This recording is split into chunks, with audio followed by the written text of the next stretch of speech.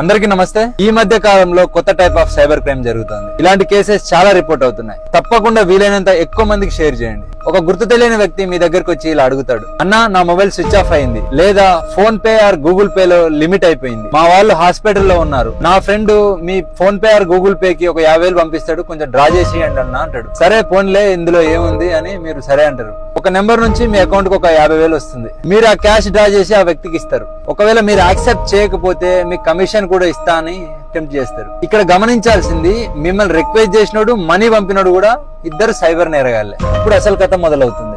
మీకు ఎవడైతే మనీ పంపిండో అదే నెంబర్ నుంచి మళ్ళీ రిటర్న్ గా వాడే సైబర్ క్రైమ్ కాల్ చేస్తాడు. సార్ పొరపాటున రాంగ్ నెంబర్ కి మనీ పంపాను అని ఆ ఎవిడెన్స్ కూడా వాళ్ళకి పంపిస్తాడు. వెంటనే మీ అకౌంట్ ఫ్రీజ్ లోకి వెళ్ళిపోతుంది. ఇలాంటి scams petrol bunks, hospitals, shopping ఏరియాలో ఎక్కువ జరుగుతున్నాయి. గుర్తు తెలియని వ్యక్తులను నమ్మి లేదా కమిషన్ ఆశపడి మీ PhonePe or Google Pay లో డబ్బులు పంపించుకోకండి. మీ అకౌంట్ సైబర్ క్రైమ్స్ లో ఇన్వాల్వ్ అయితే సిబిల్ స్కోర్ కూడా ఇబ్బంది వస్తుంది. ఫ్యూచర్ లో లోన్స్ లాంటివి తీసుకునేటప్పుడు కూడా ఇబ్బందులు వస్తాయి. Prevention is better than cure. తస్మాత్ జాగ్రత్త. మానవత్వం మంచిదే, కానీ జాగ్రత్త ఇంకా మంచిది. Thank you.